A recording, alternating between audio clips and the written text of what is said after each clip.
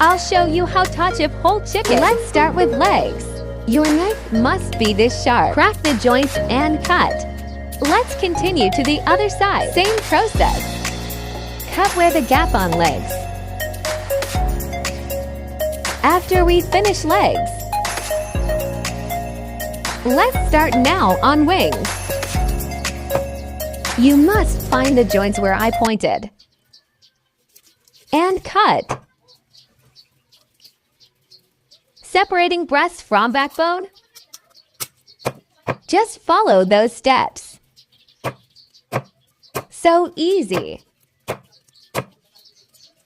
You have chopped your chicken in few minutes.